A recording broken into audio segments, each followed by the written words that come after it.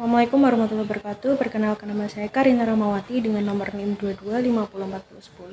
22504010711304. Di sini saya akan memberikan tutorial bagaimana cara melakukan korelasi, regresi berganda dan juga t-test menggunakan aplikasi Stata. Di sini saya menggunakan Stata versi 17. Nah, sebelum melakukan analisis data, pertama-tama yaitu download aplikasi Stata, kemudian buka dan klik pada bagian data editor yang berada di kiri atas. Kemudian sebelum melakukan analisis data, sebaiknya sudah tersedia data yang ingin diolah. Di sini saya mau menyediakan data data jam belajar, jam tidur, dan juga nilai. Kemudian kita copy, kemudian dipaste di data editor tadi, kemudian di rename bagian var1, var2, dan var3 di rename sesuai dengan variabel yang ingin diteliti seperti pada di video di atas. Nah, jika sudah, langsung di enter, kemudian kembali ke tampilan Stata yang tadi.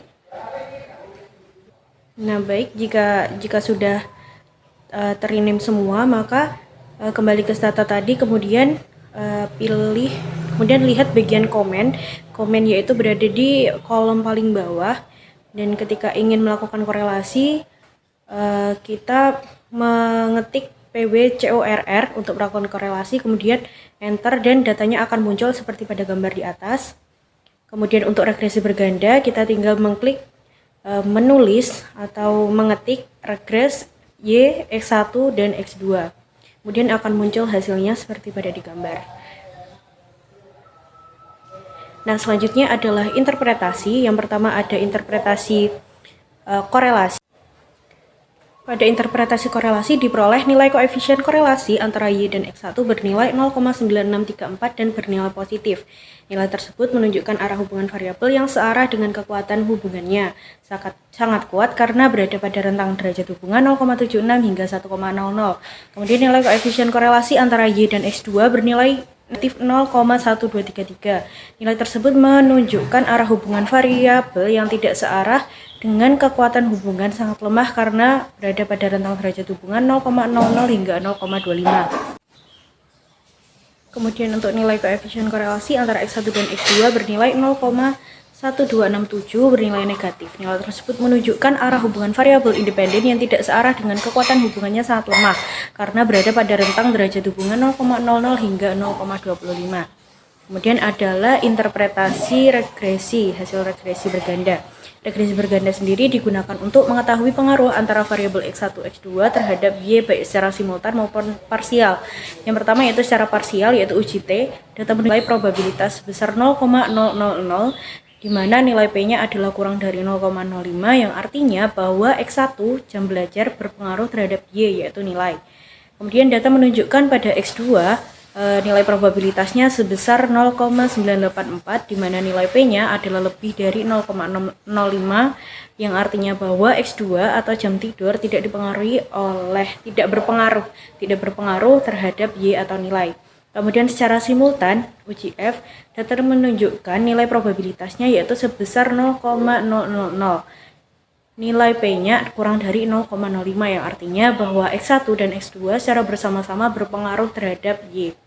Kemudian R2 berada pada di situ, kemudian nilainya yaitu 0,9281. Nilai tersebut mengartikan bahwa variabel X1 jam belajar dan variabel X2 jam tidur secara simultan berpengaruh terhadap variabel Y, yaitu nilai sebesar 92,81%, sehingga sisanya sebesar 7,19% dipengaruhi oleh variabel lain di luar model yang tidak diteliti.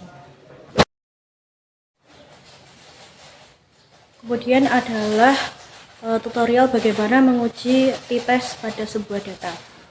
Pertama-tama buka aplikasi Stata, kemudian seperti tadi yaitu klik pada data editor. Nah, sebelumnya pastikan sudah memiliki data yang akan diolah. Di sini saya menggunakan nilai pretest dan posttest. Kemudian kita copy dan kita paste. Kemudian seperti tadi pada var1, var2 kita rename menjadi nama data yang kita teliti. Jika di sini saya menggunakan pretest dan posttest. Kemudian jika sudah, tinggal di enter, kemudian kembali ke halaman data yang awal. Kemudian pada kolom komen, diklik di bawah tersebut, diklik t-test, kemudian klik pada kanan atas bagian pretest, kemudian sama dengan posttest. Disesuaikan dengan variabel yang akan Anda teliti. Kemudian langsung enter, akan muncul hasil t-testnya pada stata.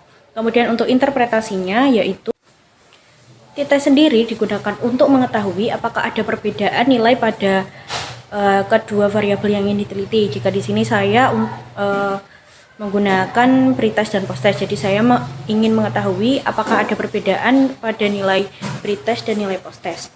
Kemudian berdasarkan olah data yang diperoleh, nilai T-nya sebesar minus 2,3135 dengan nilai signifikansi pada uji 2 sampel sebesar 0,0440. Nilai signifikansinya yaitu kurang dari 0,05 yang mengartikan H0 ditolak, atau yang artinya bahwa terdapat perbedaan antara nilai pretest dan juga nilai posttest pada siswa SMAN 1 pelemahan yang saya teliti. Sekian dari tutorial dari saya, semoga bermanfaat. Terima kasih. Wassalamualaikum warahmatullahi wabarakatuh.